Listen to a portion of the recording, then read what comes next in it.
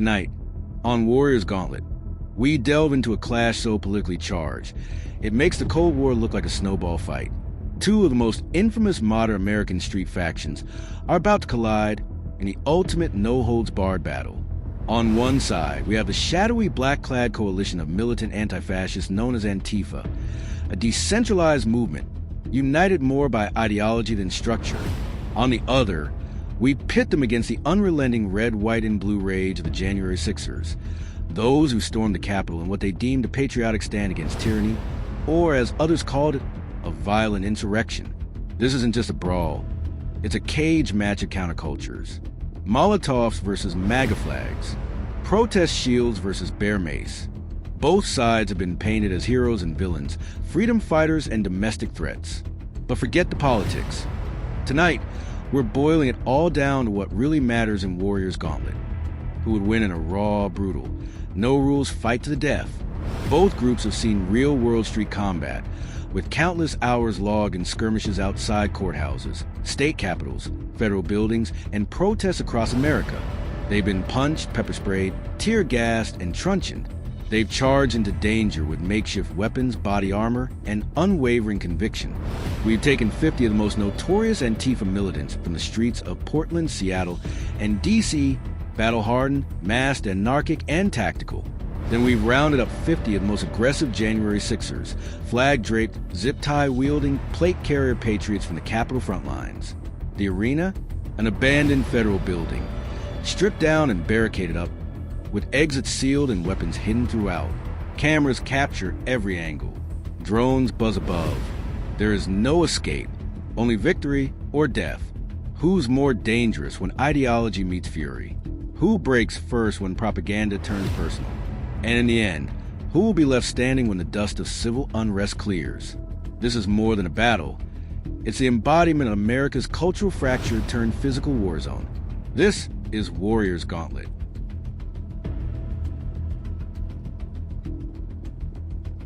Short for anti-fascist. Antifa is less a group and more a banner under which anarchists, radical leftists, and militant progressives unite, with roots stretching back to 1930s Europe. The modern U.S. incarnation re-emerged in the early 2010s as a confrontational force against white nationalists, authoritarianism, and perceived fascism. With no central leadership, Antifa is an amorphous, decentralized swarm, more like a hive mind than a chain of command. They're guerrilla tacticians who thrive in chaos.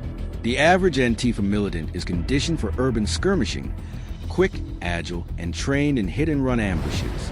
Many have experience in direct action protest tactics, such as kettling, flanking riot lines, and conducting black bloc operations to blend in and vanish after strikes. They're not built for honor. They're built for disruption. From reinforced shields and body armor to homemade explosives, Antifa's arsenal is improvised and effective. Common weapons include collapsible batons, industrial fireworks, smoke bombs and chemical sprays, spike signs and flagpoles, and shield walls made from street signs or plastic drums. Tactical clothing is key. Black masks, goggles, layered armor, all designed for anonymity and protection against tear gas and rubber bullets. They've clashed with Proud Boys, nationalists, and riot police across major U.S. cities. Their operations have shut down events, stormed federal buildings, and sent police lines retreating. In Portland, they once occupied sections of the city for weeks. In D.C., they've harassed motorcades and faced off against multiple federal agencies. Without a centralized command, coordination can falter. They're also relying on urban terrain. Open combat in unfamiliar or rural environments exposes their lack of cohesion. Morale tends to drop quickly when plans collapse or allies fall. January 6, 2021, thousands of Americans, spurred by claims of election fraud, marched on the U.S. Capitol. Among them, militias, former cops, suburban dads, and full-blown conspiracy junkies. What united them wasn't ideology as much as rage and belief that the system betrayed them. While not all were violent, the core attackers formed a cult-like pseudo-military mob, and those are the ones we've chosen for this showdown. Despite their chaotic appearance, many are ex-military, gun enthusiasts, and weekend survivalists. Unlike Antifa's tactical groupthink, the Jan Sixers operate on sheer aggression and brute force. They breach, overwhelm, and bulldoze through opposition. There's an unhinged edge to them. They fight like they got something to prove and nothing to lose. While disarmed for the Gauntlet, their make-do approach means they'll grab whatever's at hand. Previous armaments include American flagpoles used as spears, bear mace and tasers, reinforced tactical gloves, makeshift riot shields, and helmet-mounted GoPros, often recording their own felonies. Several came outfitted in full military-style gear, including ballistic vests, comms, and zip ties, suggesting ambitions beyond protest. They successfully breached the U.S. Capitol, the symbolic heart of American democracy, something no foreign force has done in over 200 years. Overpowered Capitol Police smashed windows, entered chambers of power, and temporarily shut down Congress. In raw audacity and penetration power, it was unparalleled. However, coordination is abysmal. There's no strategy beyond go. And when facing organized resistance, many lose focus. They tend to follow strong personalities, and without a clear leader, infighting or impulsive actions often cost them. So here we have it. One side is a shadowy, coordinated swarm of militant radicals. The other, a disorganized but brutally forceful horde of insurrectionists. Both wear masks, both carry flags, and both believe they're saving America from itself. But only one will survive Warrior's Gauntlet.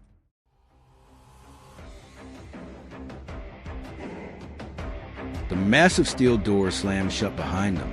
50 Antifa militants, clad in black and moving like a single coordinated organism, fan out into the halls of the abandoned federal building. Their boots barely make a sound. Faces hidden, eyes scanning. They take positions, barricade key choke points, and begin hiding improvised weapons found throughout the terrain. Fire extinguishers, metal rods, broken chairs. This is home turf, urban, decayed, and full of shadows. 2 floors down, the January 6ers arrive like a wrecking ball of fury. There's no stealth, just shouting, stomping, pounding fists and boots. American flags wave like war banners. One man with a full beard and stars and stripes helmet slams a door open with his shoulder and bellows, "Take the building!" It's unclear who he's talking to, but 50 men surge forward behind him. Some chant, others roar. No formation, just movement. Forward. They crash through the first floor like a tidal wave, flipping desks, grabbing pipes, pulling electrical cord from the walls to use as whips. They've never heard of tactical planning. But they don't need it. Their strategy is adrenaline and rage. Antifa hears them before they see them. The masked militants fall back into a preset ambush corridor lined with desks and walls of broken filing cabinets. When the first MAGA-hatted face peers around the corner, a metal rod slams into it.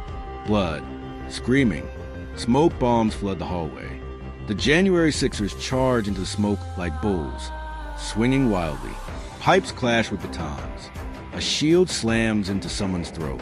A man in body armor grabs an Antifa militant and throws him through a cubicle wall, only to get tossed in the ribs a second later by another. Chaos reigns. One Jan 6er, shirtless and screaming about liberty, hoists a shattered desk leg and charges into a trio of Antifa fighters. He takes one out with a headshot, but the others swarm him, jabbing with screwdrivers and broken glass. He dies swinging. Upstairs, a splinter cell of Antifa militants drops fire extinguishers down a stairwell as January 6ers try to ascend. One gets knocked down and trampled by his own allies. Another grabs the extinguisher and uses it to bash through the blockade. White mist swirling like a blizzard. He makes it through, only to get hit with a brick to the temple and collapse in twitching silence. In the basement, a group of Jan 6ers find the janitorial supply room. Bad idea. Antifa had rigged it with traps. As the door opens, a tripwire ignites a flash bomb made of pressurized cleaner cans. 2 men scream, clutching their eyes. One tries to crawl out. An Antifa woman in motorcycle armor walks up and drives a sharpened mop handle into his neck. But the January 6ers adapt fast. They rally around the most aggressive among them, a former Marine with a Punisher skull patch on his chest. He roars orders, uniting the remaining fighters. They begin using furniture as portable barricades. One finds a broken security camera monitor and rigs it as a crude shield. Another leads a charge down a hallway with a vending machine, They roll forward like a battering ram. Antifa starts to fracture. Their traps are failing. Their ambushes are overwhelmed. One of them lights a Molotov, but is shot point blank with a flare gun the Sixers found in the emergency supply locker. He erupts into flames, howling, melting inside his gear. 30 minutes in, only a dozen fighters remain on each side. The building is soaked in blood, smoke, and ash. Bodies line the stairwells. One Jan Sixer, bleeding heavily, takes out 3 Antifa militants with a broken coat rack before finally collapsing. An Antifa militant, arm broken, duct tapes a combat knife to her cast and slits the throat of a man twice her size. He takes her with him. In the final hallway, it comes down to 3-on-3. On one side, a gaunt, masked Antifa woman with bloodied knuckles, a punk with a spike bat, and a limping anarchist clutching a wrench. On the other, a Punisher patch Marine, a shirtless man with 1776 tattooed across his chest, and a giant wielding a rusted door. They face off. No words, just breath. The last charge is fast, furious, and final. The punk swings his bat and is decapitated by the swinging door. The Antifa woman stabs a tattooed man, only to be crushed by the Marine's fists. The anarchist breaks the giant's kneecap, but not before getting thrown through a shattered window and impaled on glass. The Marine stands alone, breathing heavy, one eye swollen shut, body broken. He looks around, soaked in red, grins, and then a flash. The final Antifa militant, who had played dead under a pile of bodies, jams a broken metal pole into his spine from behind. The Marine groans once and falls. Silence. One survivor. Antifa.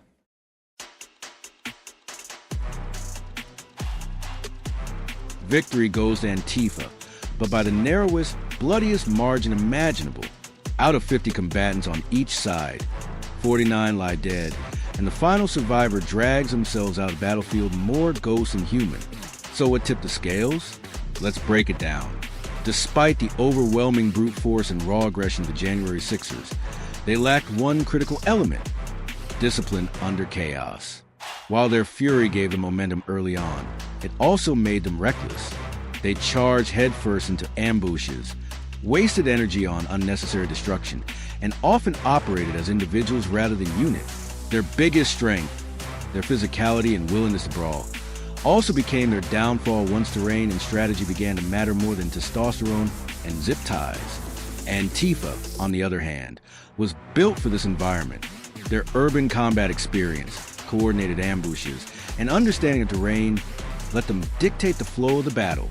They lost ground when the January Sixers adapted, but even then, Antifa's layered defenses, traps, and hidden fade tactics forced their enemies into a meat grinder. They fought smarter, not harder. It's not that they were tougher. If this were an open field, unarmored, with only fists, the result might have flipped. But in the confined, brutal maze of an urban death trap, tactics beat testosterone. And it came down to one final choice: playing dead. That last survivor didn't win by power. They won by patience, deception, and the kill shot that counted most. A strategy that perfectly encapsulates Antifa's asymmetric warfare style. In the end, ideology meant nothing. It was about instinct, endurance, and just enough hate to keep crawling forward. Next time on Warriors Gauntlet. From the shadows of global espionage come two of the most elite, covert, and ruthlessly efficient intelligence organizations on the planet. In one corner, the CIA masters of regime change, drone warfare, and clandestine psychological ops. In the other, Mossad, Israel's surgical strike force known for high-profile assassinations, infiltration, and a global reach that leaves even seasoned spies terrified. It's American muscle versus Israeli precision. Langley versus Tel Aviv. Two secretive behemoths finally brought into the light, not to negotiate, but to annihilate. CIA versus Mossad. Coming soon to Warriors Gauntlet.